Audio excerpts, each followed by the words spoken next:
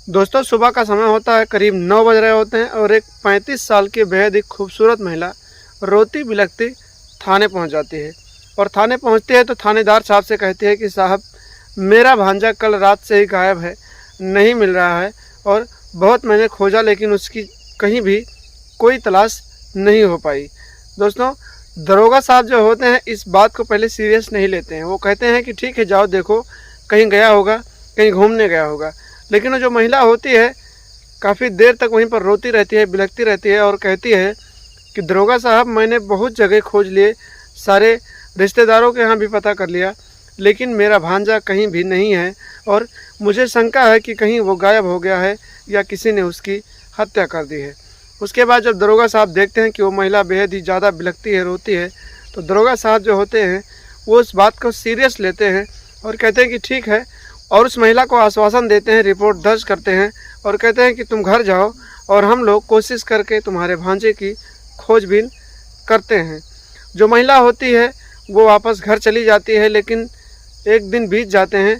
जब सुबह होती है तो फिर वो महिला थाने पहुंचती है और फिर से रोने लगती है कि दरोगा साहब, क्या हुआ, मेरा भांजा अभी तक मिला या नहीं मिला। दरोगा साहब जो होते हैं वो फिर से उसे कहते हैं कि हम लोगों की तलाश जारी है और जैसे ही उसकी कोई खबर मिलेगी तो हम तुम्हें ज़रूर बताएंगे। फिर महिला घर चली जाती है और फिर से दूसरे दिन आती है, फिर से वही बातचीत करती है। जो दरोगा साहब होते हैं उनको एक बात शक होने लगता है कि ये महिला ही सिर्फ क्यों आती है, आखिर इसका पति क्यों नहीं आ रहा है रिपोर्ट दर्ज करवाने। अगर इसका भांजा है तो इसके पति का भी तो भांजा है। जो दरोगा साहब होते हैं इसी बात के शक पर उसके पति को पूछते हैं, उस महिला से पूछते हैं कि तुम्हारा पति कहाँ है। वो महिला कहती है कि साहब, हमारे पति तो बाहर रहकर पैसे कमा रहे थे, लेकिन अभी 1 हफ्ता हुआ है वो घर आए हैं और घर पर हैं। तो जो दरोगा साहब होते हैं वो कहते हैं कि रोज़ तुम ही आती हो, आखिर तुम्हारे पति क्यों नहीं आते हैं रिपोर्ट दर्ज करवाने। आज ऐसा क्या बात है कि वो थाने तक नहीं आ रहे हैं।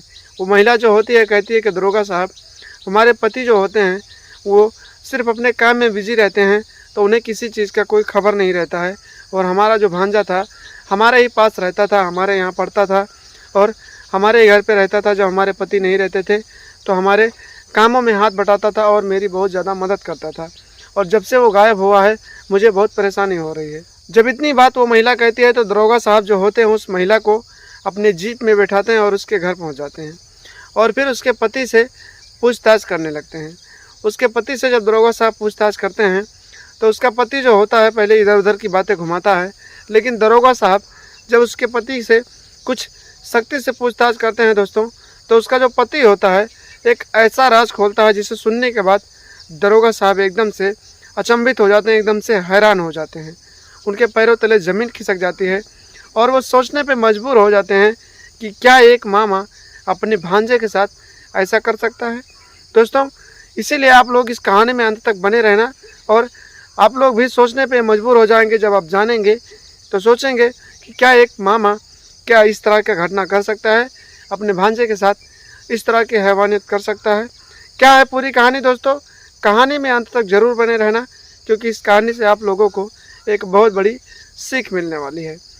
उससे पहले दोस्तों आप लोगों से एक रिक्वेस्ट है, हाथ जोड़ के रिक्वेस्ट है कि आप लोग अगर चैनल पर नए हैं और वीडियो को पहली बार देख रहे हैं तो कृपया हमारे चैनल को सब्सक्राइब कर दें और हमारे वीडियो को एक लाइक ज़रूर कर दें। जब आप लोग वीडियो को लाइक करेंगे तो ये वीडियो और लोगों के पास जाएगा और उन लोगों का भी हमें प्यार आशीर्वाद मिलेगा। तो मैं एक नए कहानी के साथ आप लोगों के बीच में हमेशा हाजिर रहूँगा। तो आइए दोस्तों वीडियो में आगे बढ़ते हैं और पूरी कहानी आपको विस्तार से बताते हैं कि आखिर मामा ने अपने भांजे के बारे में दरोगा साहब से क्या बताया। सो नमस्कार, प्रणाम दोस्तों, मैं आप सबका दोस्त, आप सबका भाई अजय राज, और आप लोग देख रहे हैं हमारा और अपना YouTube channel the story of AK। दरअसल दोस्तों ये कहानी है उत्तर प्रदेश के बहराइच ज़िले की और ये कहानी है दोस्तों 1998 की। बेहद ही पुरानी कहानी है, जहाँ पर एक राधे श्याम नाम का व्यक्ति रहता था। उसकी एक पत्नी थी जिसका नाम शीतला था। शीतला और राधे श्याम जो थे अच्छे खासे अपनी ज़िंदगी काट रहे थे। उनकी शादी को हुए लगभग 2 साल हो गए थे। उनके पास अभी भी कोई बच्चे नहीं थे। जो राधे श्याम था मजदूरी मेहनत करता था, खेती करता था और उसी से उसका घर चलता था। उसकी पत्नी का खर्चा चलता था और उसका खर्चा चलता था। इसी तरीके से धीरे धीरे दिन बीतते गए और जो राधे श्याम होता उसके पास एक बेटा हो गया, उसकी पत्नी शीतला को एक बेटा हुआ और वो बेटा जो था वो भी लगभग 3 साल का हो गया। दोस्तों, जब इस परिवार में 3 सदस्य हो गए तो फिर इनको परेशानी होने लगी और राधे श्याम जो होता है पैसे कमाने के लिए अपनी पत्नी को घर पे छोड़कर दूसरे शहर में जाके रहने लगा और वहीं पर काम धंधा करके पैसे कमाने लगा। दोस्तों, जो शीतला होती है उसकी पत्नी काफ़ी दिनों तक अकेली घर पे रहती है तो बोर होने लगती है और उसे जब भी कोई काम होता है तो उसे ही मार्केट जाना पड़ता है और उसे ही सारी चीज़ें देखनी पड़ती हैं। तो जो शीतला होती है वो अपने एक ननद के बेटे यानी कि अपने पति के भांजे को अपने घर बुला लेती है और फिर वहीं पर रहने को कहती है और कहती है कि तुम यहीं रहोगे, तुम्हारे मामा नहीं हैं तो तुम रहो, तुम कोई भी ज़रूरत होगी तो तुम लाते रहना, कोई सामान लाना होगा तो तुम मेरी मदद करते रहना और यहीं पर रह के पढ़ाई लिखाई करो, तुम्हारी पढ़ाई लिखाई का फीस मैं भरती रहूँगी। जो उसकी ननद होती है वो भी मान जाती है और अपने बेटे को, अपने बच्चे को अपने भाई के घर भेज देती है। दोस्तों, जो लड़का होता है उसका नाम अमन होता है। अमन जाकर अपने मामी के घर पे रहता है और वहीं पर रह के पढ़ाई लिखाई करने लगता है। लेकिन दोस्तों, कहते हैं कि जब कोई औरत काफ़ी दिनों तक अकेली पड़ जाती है तो उसके मन में अलग अलग सी बातें आने लगती हैं, कुछ इधर उधर की बातें आने लगती हैं, यानी कि कहीं ना कहीं वो औरत जो होती है अकेलापन महसूस करने लगती है और उसके दिमाग पे हवस का भूत सवार होने लगता है। जो शीतला देवी थी उसके भी दिमाग में हवस का भूत सवार होने लगा था और वो भी अकेलापन महसूस करने लगी थी क्योंकि उसके पति को गए हुए लगभग 7 से 8 महीने बीत चुके थे। उसका पति वहाँ पर रहता था और शीतला देवी बार बार अपने पति को फ़ोन करती थी और कहती थी आप घर चले आओ, मेरा मन नहीं लगता है, मैं अकेले हूँ और मुझे बिस्तर काटने को खाता है, मैं रोज़ रात को अकेले इधर उधर तड़पती रहती हूँ और करवटें बदलती रहती हूँ, मुझे आपसे प्यार करना है, मुझे प्यार की ज़रूरत है। लेकिन उसका जो पति राधे श्याम होता है कहता है कि कंपनी में इतनी जल्दी छुट्टी नहीं मिल रही है और मेरे जो बॉस हैं जब छुट्टी देंगे तो मैं घर आऊँगा, तुम ऐसे ही कुछ दिनों तक रहो और अपने आप को रोक के रखो।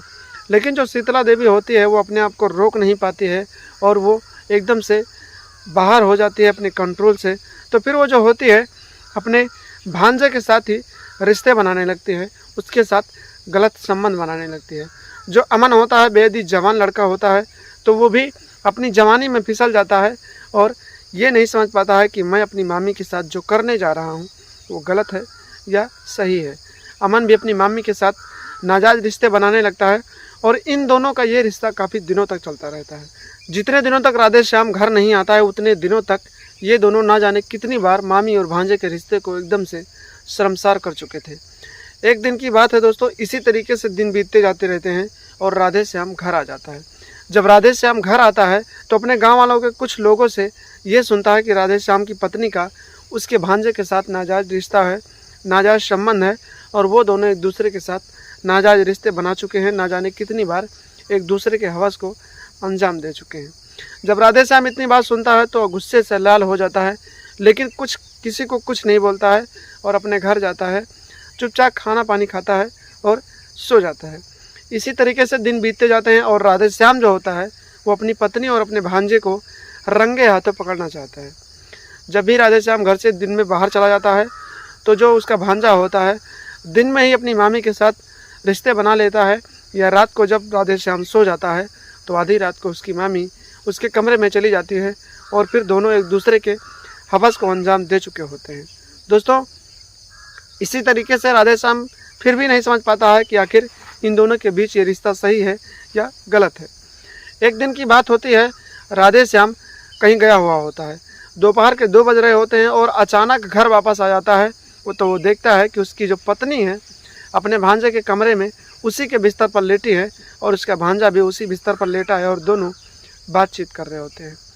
जब इतना नज़ारा राधे श्याम देखता है तो गुस्से से एकदम लाल होता है और फिर अपने भांजे को बुलाता है और 2-3 तमाचा मारता है, अपनी पत्नी को भी मारता है और अपने भांजे को समझाता है कि तुम बताओ कि तुम लोग ये जो कर रहे हो ये सही कर रहे हो या गलत कर रहे हो।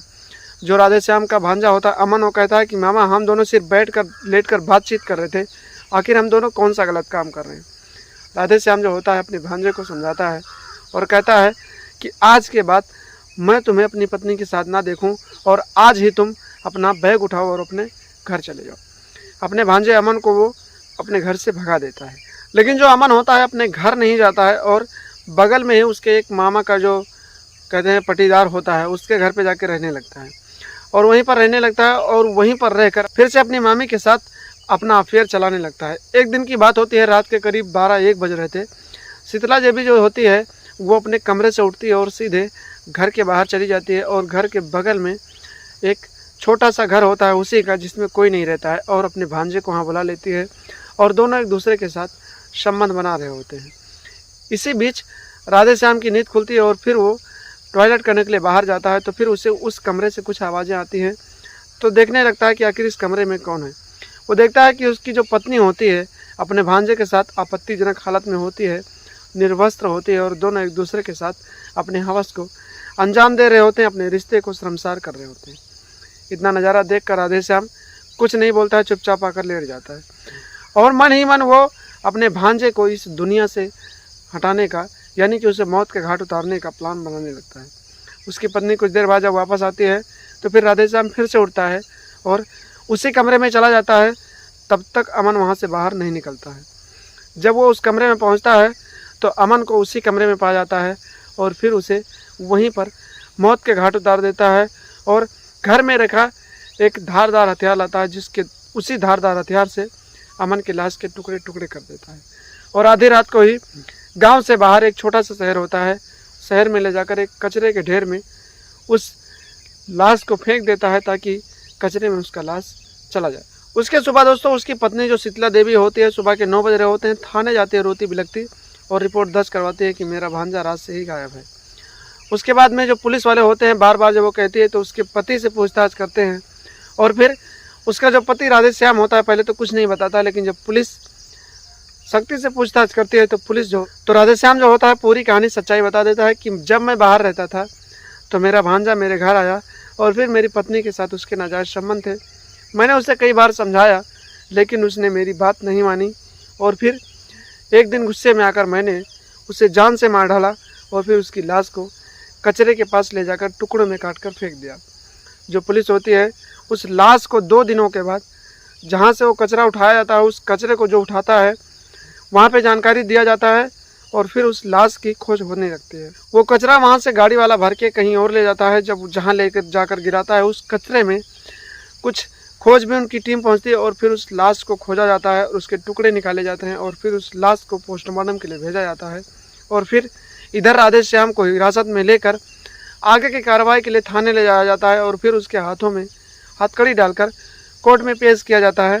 लेकिन वहाँ पर जो जज साहब होते हैं वो राधे श्याम को समझाते हैं कि तुम्हारी पत्नी की ही गलती है, तुमने अमन को क्यों मारा, क्योंकि तुम्हारी पत्नी अगर ऐसा कदम नहीं उठाती तो अमन तुम्हारी पत्नी के साथ ऐसा कुछ नहीं करता। जो जज साहब होते हैं राधे श्याम को तो अमन के हत्या के रूप में जेल भेज ही देते हैं, लेकिन जो उसकी पत्नी है उसको भी एक नाबालिग बच्चे को अपने प्रेम जाल में फंसाने के जुर्म में 10 साल की सज़ा सुनाते हैं और उसे भी जेल भेज देते हैं। दोस्तों इस कहानी को बनाने का सिर्फ एक मकसद है, आपका दिल दुखाना नहीं है और ना ही आपके दिल को आहत पहुंचाना है और ना ही किसी रिश्ते को आहत पहुंचाना है। आप लोगों को इस कहानी को बताने और बनाने का सिर्फ एक मकसद है कि आप लोग सावधान रहें, सतर्क रहें। इस तरह के लोग इस ज़माने में हैं जो आपको अपने प्रेम जाल में फंसा लेंगे, लेकिन ऐसा मौका आएगा तो आपको छोड़ देंगे और कहीं ना कहीं उसी प्रेम जाल के चक्कर में आपकी जान भी जा सकती है, जिस तरह से अमन की जान चली गई अपनी मामी और भांजे के रिश्ते को शर्मसार करते हुए। तो दोस्तों रिश्तों की मान मर्यादा को समझें और अपने आप को सुरक्षित रखें, सावधान रखें और लगातार हमारे साथ बने रहें। तो दोस्तों आप लोगों को इस कहानी से क्या सीखने को मिली है, आखिर अमन ने जो किया सही किया या गलत किया, या उसकी बीवी ने यानी कि या उसकी मामी ने इस तरह के रिश्ते बनाकर सही किया या गलत किया। जो भी विचार आपके दिमाग में हो कमेंट बॉक्स में कमेंट करके ज़रूर बताना। और आप लोग ये वीडियो कहाँ से देख रहे हैं, अपना नाम और अपने ज़िले का नाम भी कमेंट बॉक्स में कमेंट करना, ताकि आपका नाम मैं अगले वीडियो में ले सकूं और आपका नाम लेते हुए मुझे बहुत खुशी हो। तो दोस्तों आज की वीडियो बस इतना ही। मिलते हैं कल शाम 8 बजे एक नई कहानी के साथ। तब तक के लिए आप लोग हंसते रहें, मुस्कुराते रहें, अपना और अपनों का ख्याल रखें और जाने से पहले चैनल को भी सब्सक्राइब करके ज़रूर जाना। तब तक के लिए दोस्तों नमस्कार, प्रणाम, जय हिंद, जय भारत, वंदे मातरम।